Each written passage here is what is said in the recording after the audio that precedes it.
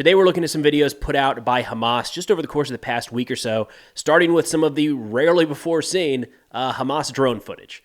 Look, at the start of this war, I think everybody thought that we'd be seeing a lot more of this than we have. It's very few, like single-digit number of videos that are like that, actually showing an aerial view over Gaza released by Hamas. Just looking at how the war played out in Ukraine, it is playing out in Ukraine, there was an expectation that we'd see a lot more usage of Hamas drones. Just hasn't been the case. And it's a mix between Israel has very effective kind of short-range air defense, their jamming capabilities, electronic warfare capabilities, and then just kind of a lack of supply from Hamas. But I've got a couple videos here released by Hamas in the last week or so. All of these will be linked in the description below. And I wanted to highlight these today because we're spending a lot more time up north talking about the war in Lebanon and, of course, the ongoing concern about some sort of retaliation now or the next wave of strikes between Israel and Iran that could happen any day now. And I think it's easy to lose sight that there's still very much an active war ongoing in the Gaza Strip. A little homemade detonator there, detonating a charge inside of a building that's already pretty much just rubble. And that's going to be a theme as we move through some of these videos here. I want you to think of how hard it would be to conduct any sort of military operation through a lot of this terrain. Now, it's hard to exactly say where this war sits at this point. I think it's easy for us in the United States to want to compare this to portions of the war in Iraq and Afghanistan. There's not a great tie-in. I wouldn't say personally that what you're seeing in Gaza right now is a counterinsurgency, and I might be mincing words, but generally what you're seeing in the Gaza Strip right now are certain areas where Israel has evacuated the Palestinian civilians, called on them to leave, which means the majority of the Palestinian population is still displaced and they're not home. And then you have certain areas like this right here, which is in Jabalia, the northern portion of the Gaza Strip, where the only people there are IDF soldiers and then Hamas militants who are able to re-infiltrate or maybe hide as Israeli forces moved through the first time.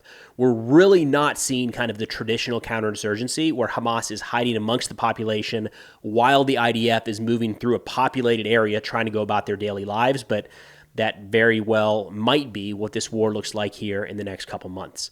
Now, before shifting over to the next Hamas video, there were a couple here from Israel that I wanted to highlight showing an underground weapons manufacturing facility because a lot of what you're seeing in these Hamas clips are not what we're seeing in Lebanon. Up north in Lebanon, we're seeing, military grade still in the wrapper, usually Russian, sometimes Chinese, sometimes Iranian munitions. That's not what's happening in Gaza. That's not what they're finding in Gaza, and you'll see more in the next couple clips here. A lot of what is being used in Gaza and being uncovered is manufactured there. It's homemade weapon systems, which means by and large they are not going to be nearly as impactful as actual military-grade, say, explosives or RPGs or grenades. But look at this. This is in a tunnel network under Gaza, and Israel continues to be kind of identifying, exposing, and detonating some of these tunnels. Think of what it would take to get these huge pieces of machinery underground. I think so many times we think of tunnels as, a person underground with a shovel, but you have to have a significant capability to move these pieces of equipment, even if you break them down, to get them down into the tunnel to be able to put together whatever these could be utilized for, whether it's rockets, IEDs, some of the RPG rounds, or even sniper rifles. We've seen some Hamas homemade sniper rifles in recent videos. So all the footage that I'm showing today is public. You can check this out yourself on various Telegram channels that I will have linked in the description below. But before you do that, please consider using a VPN like Proton to hide your real IP address and privately browse the internet. I know most of you that watch my videos are interested in seeing what the other side has to say, just to learn, get an idea of what their messaging looks like or what image they're trying to present to the public. I think that's really important, but some of these sources can be just a little bit shady, and it's best to protect yourself with a trusted VPN like Proton. Proton has over 6,500 servers in more than 110 countries. It boasts seamless compatibility with your favorite streaming platforms, giving you the freedom to access your favorite content securely and without restrictions. Proton's no logs policy is verified by independent auditors, ensuring complete privacy, and their VPN accelerator makes Proton 400% faster than competitive products.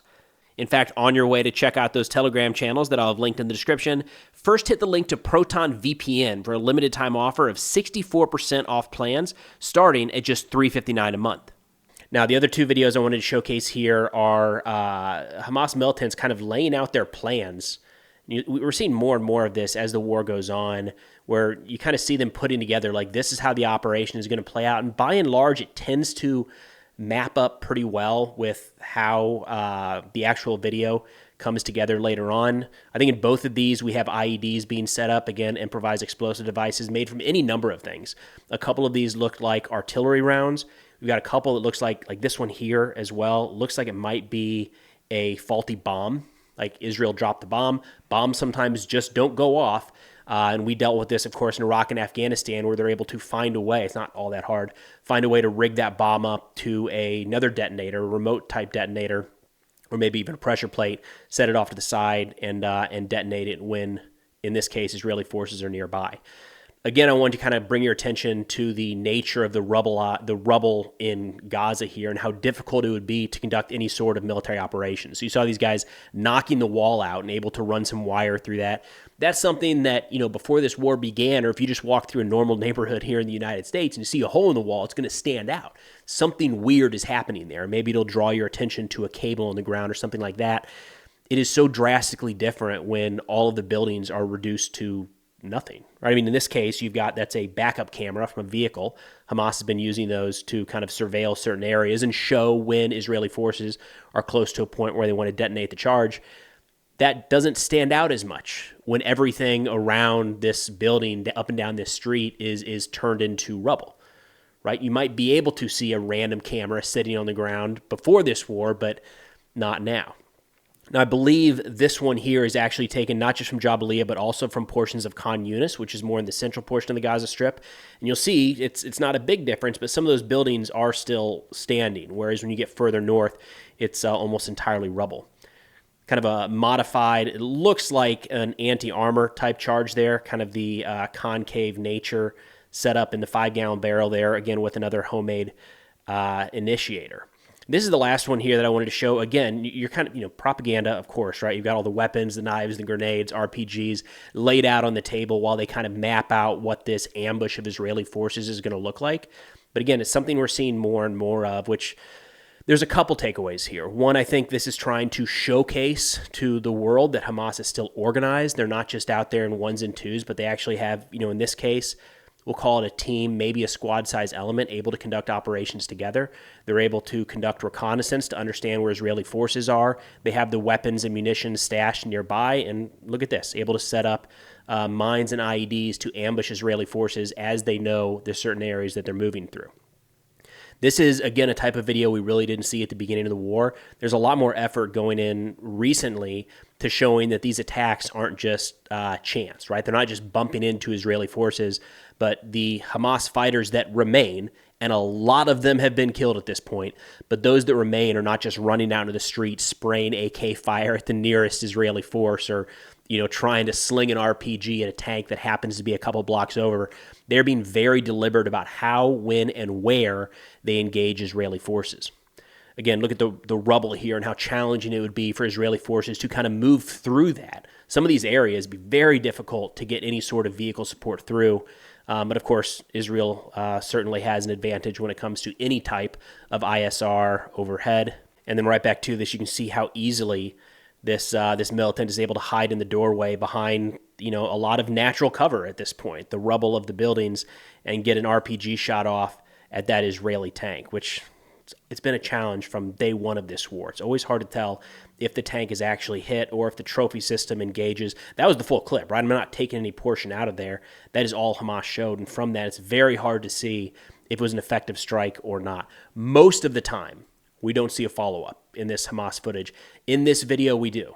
They actually show the destruction of an armored personnel carrier where they take the shot, they strike the vehicle, and then they go down onto the ground and actually show that the vehicle was destroyed, which is kind of rare with Hamas footage. By and large, throughout this war, what we've seen are a lot of guys jumping out into alleys, slinging an RPG off at something in the distance. Sometimes you might be able to tell there's a tank nearby, and whether or not, sometimes they cut it before it even impacts, but then after the fact, they say, hey, this is a video of us destroying an Israeli tank with zero evidence to actually show that that happened. But again, in this case, we've got the overhead, or the video of the RPG attack against this Israeli armored vehicle. And then this appears to be the same location, or that's what the suggestion is in this video. The only question I would have is how that managed to roll over like it did, if it was actually operating as intended when it was hit. But that's all I've got for now. Again, the channels where I pulled these videos from will be in the description below. If you're thinking about checking those out, and I think you should, it's a great resource, please consider, before doing that, clicking on the link in the description to the sponsor of today's video, Proton VPN. But thanks for watching, and I'll see y'all next time.